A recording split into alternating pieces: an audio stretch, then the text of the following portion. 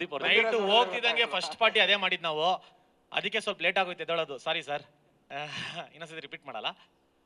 ಸಾರಿ everybody. Night ಅದೇ 70 ದಿವಸ ಆಗಿತ್ತಲ್ಲ ಸರ್, ನಮ್ಗೂ ಕಾತ್ರ ಇತ್ತು. ಸೊ ಹೋಗ್ತಿದ್ದಂಗೆ ಎಣ್ಣೆ ಹೊಡಿಯೋಕ್ಕೆ. ಸೊ ಅದಕ್ಕೇನೆ ತುಂಬ ದಿವಸ ಆಗಿತ್ತು. ನಾವು ಒಂದು ಚಿಕ್ಕ ಪಾರ್ಟಿ ಮಾಡಿಕೊಂಡು ಸೊ ಎದ್ದೇಳೋದು ಲೇಟ್ ಆಗೋಯ್ತು. ಸಾರಿ. ನಮ್ಮ ಬಾಸ್ ಅಲ್ವಾ ಸರ್, ಅದಕ್ಕೇನೆ. ರಜತ್ ಅವರೇ, ಏನಿಲ್ಲ ಸರ್, ಒಂದು ವಿಷಯನ 100 ಥರ ಡಿವೈಡ್ ಮಾಡೋಳು, ಅದಕ್ಕೆ ನನ್ಗೆ ಅದು ಆಗಲ್ಲ. ಸೊ ಆ ವಿಷಯಕ್ಕೆ ನನಗೂ ಜಗಳ ಆಗ್ತೈತೆ ಹೊರತು ನನ್ನ ಬಾಸ್ ಒಂದು ಸುಮ್ಮನೆ ರೇಗಿಸ್ತಾ ಇದ್ದ ಅಷ್ಟೇ. ಯಾಕಂದರೆ ನಾನು ಅವಾಗಲೇ ಡಿಸೈಡ್ ಆಗ್ಬಿಟ್ಟಿದ್ದೆ, ಅವಳನ್ನ ಕಳಿಸ್ಬಿಟ್ಟು ನಾನು ಆಚೆ ಹೋಗೋದು ಅಂತ. ಅಷ್ಟೇ, ಇನ್ನೇನಿಲ್ಲ. ರಜತ್ ಅವರೇ,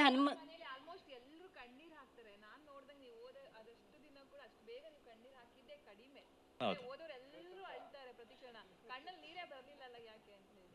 ಇಲ್ಲ ಅಂತ ಸಿಚುವೇಶನ್ನು ಪ್ರಕಾಶ್ ಸರ್ ಮಾಡಿಸ್ಕೊಟ್ಟಿಲ್ಲ ಅನ್ಸುತ್ತೆ. ಅದು ಡೈರೆಕ್ಟರ್ನ ಕೇಳಬೇಕು. ವೈಫ್ ಬಂದಾಗ ಯಾರು ಮೇಡಮ್ ಹತ್ತಾರೆ? ಅಯ್ಯೋ ಭಗವಂತನೇ, ಬೇಜಾರಾಗಬೇಕು. ಅದು ಗೌತಮಿಯಿಂದ. ಅವಾಗ ಯಾಕಳಣ್ಣ ಕುಗ್ಗಿಲ್ಲ, ಬೇಜಾರಾಗಿದೆ ಅಷ್ಟೇ. ಅಂದ್ರೆ ಊಟದ ವಿಷಯಕ್ಕೆ ಬಂದಾಗ ಈ ತರ ಎಲ್ಲ ಮಾತಾಡ್ತಾರಲ್ಲ ಅನ್ನೋದು ಬೇಜಾರಾಗಿತ್ತು, ಕುಗ್ಗಿಲ್ಲ. ರಜತ್ ಅವರೇ, ಒಂದಷ್ಟು ಅಪಪ್ರಚಾರ ಆಯ್ತು ಸೋಷಿಯಲ್ ಮೀಡಿಯಾದಲ್ಲಿ ನಿಮ್ಮ ಬಗ್ಗೆ, ಏನೇನೋ ಒಂದಷ್ಟು ಫೋಟೋಗಳನ್ನ ಬಿಟ್ಟರು, ಒಂದಷ್ಟು ಕಂಪ್ಲೇಂಟ್ ಎಲ್ಲ ಆಯ್ತು. ಅದ್ರ ಬಗ್ಗೆ ಏನಾರ ಕ್ಲಾರಿಟಿ ಸಿಗ್ತಾ ಸರ್? ಅದ್ರ ಕ್ಲಾರಿಟಿ ಕೊಡಬಹುದಾ? ಏನಿಲ್ಲ ಸರ್, ಯಾವ್ದ್ರ ಬಗ್ಗೆ ಮಾತಾಡ್ತಾ ಇದ್ದೀರಾ?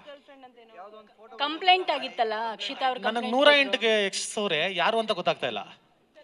ಸಿಕ್ಕಾಪಟ್ಟೆ ವೈರಲ್ ಆಗಿತ್ತು. ಅಕ್ಷಿತಾ ಅವರು ನಿಮ್ಮ ಮಿಸಸ್ FIR ಕೂಡ ಮಾಡಿದ್ರು.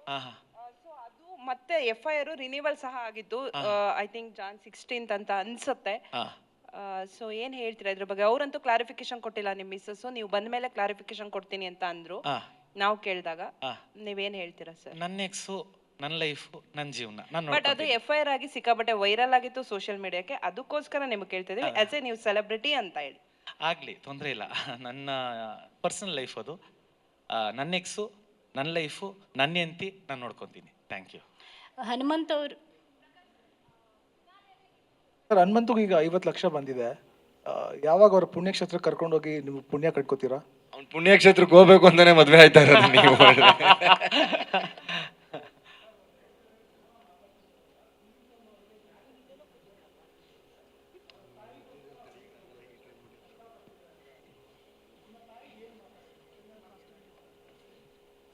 ಏನೂ ಇಲ್ಲ ಸರ್, ತಂದೆ ಹೋದಾಗ ಎಲ್ಲ ಮಗದ ಮೇಲೂ ಅದೇ ಜವಾಬ್ದಾರಿಗಳು ಬರುತ್ತೆ. ನನಗೂ ಅದೇ ಜವಾಬ್ದಾರಿಗಳಿತ್ತು. ಆ್ಯಂಡ್ ನಂದು ಏನೇನಿತ್ತು ಅಂತ ತಾಯಿಗೆ ಮಾತ್ರ ಗೊತ್ತಿರುತ್ತೆ. ಆ್ಯಂಡ್ ನಾವು ಇರೋ ರೀತಿಗಳನ್ನ ನೋಡಿದಾಗ ಇವ್ನಿಗೇನು ಕಷ್ಟನೇ ಇಲ್ಲ ಅಂತ ಅನ್ಸುತ್ತೆ. ಬಟ್ ಇರೋ ಬ್ಯಾಂಕ್ ಬ್ಯಾಲೆನ್ಸ್ನೆಲ್ಲ ನಾವು ತೋರಿಸ್ತಾ ಹೋದ್ರೆ ಇಲ್ಲಿ ಕೂತ್ಕೊಳ್ಳೋಕೆ ಆಗಲ್ಲ. ಸೊ ಎಲ್ಲ ಸ್ಟ್ರಗ್ಲಿಂಗ್ ಆ್ಯಕ್ಟರ್ಸ್ಗಳು ಇದೇ ಜೀವನಗಳೇ ಇರುತ್ತೆ, ಎಲ್ಲರದು ಒಂದೊಂದು ಥರ ಜೀವನ. ಸೊ ಆ ಪ್ರಾಸ್ಪೆಕ್ಟಿವಲ್ಲಿ ನಮ್ಮ ತಾಯಿ ಇವನಿಗೆ ಬಂದರೆ ಅಟ್ಲೀಸ್ಟ್ ಒಂದು ಸೆಟಲ್ ಆಗ್ತಾನೆ ಅನ್ನೋದೊಂದು ಪ್ರಾಸ್ಪೆಕ್ಟಿವಲ್ಲಿ ಹೇಳಿದರು. ಆ್ಯಂಡ್ ಈಗೇನು ನನಗೆ ಸಿಕ್ಕಿದೆ ಅದರಲ್ಲೂ ಅಮ್ಮ ತುಂಬ ಖುಷಿ ಇದ್ದಾರೆ. ಸರ್, ಇನ್ನೊಂದು ವಿಷಯ ಏನು ಅಂದರೆ, ಇಲ್ಲಿ ಸಿಂಪತಿ ಗಿಂಪತಿ ಯಾವುದೂ ಇರಲಿಲ್ಲ ಸರ್. ಈಸ್ ಅ ಫೈಟರ್, ಆಯಿತಾ. ಅವನು ಜಗಳ ಆಡ್ಕೊಂಡೇ, ಐ ಮೀನ್ ಹೋರಾಡ್ಕೊಂಡೇ ಇಡೀ ಶೋನ ನಡೆಸ್ಕೊಂಡು ಬಂದ. ಆ ಥರ ಸಿಂಪತಿಯಿಂದ ಏನೋ ತಂದೆ ಇಲ್ಲ ಅಮ್ಮನ ಸಾಕ್ಬೇಕು ಸರ್. ಅವನು ಗಂಡಸೆ ಸರ್, ಅವ್ನಿಗೆ ಕೆಲಸ ಐತೆ, ಅವ್ನಿಗೆ 1000 ಸಿಗುತ್ತೆ, ಅವ್ನು ಮಾಡ್ಕೊತಾನೆ.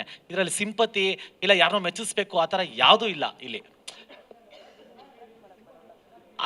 ಅದಕ್ಕೆ ಕ್ಲಾರಿಟಿ ಕೊಡ್ತಾ ಇದ್ದೀನಿ. ಏನಂತಕ್ಕೆ ಅಂದರೆ, ಇಲ್ಲಿ ಸಿಂಪತಿ ಓಟು ಯಾವುದೇ ಕಾರಣಕ್ಕೂ ಯಾರಿಗೂ ಬಿದ್ದಿಲ್ಲ. ಇವನಿಗೂ ಅಷ್ಟೇ, ಇವನ್ನ ಕಿಲಾಡಿ ಅಂತಾನೆ ಗೆಲ್ಸಿರೋದೇ ಹೊರತು ಸಿಂಪತಿ ಇವನೇನೋ ಬಡವ ಇಲ್ಲ ಇವನೇನೋ ಅಮಾಯಕ ಅಂತ ಯಾರೂ ಗೆಲ್ಸಿಲ್ಲ.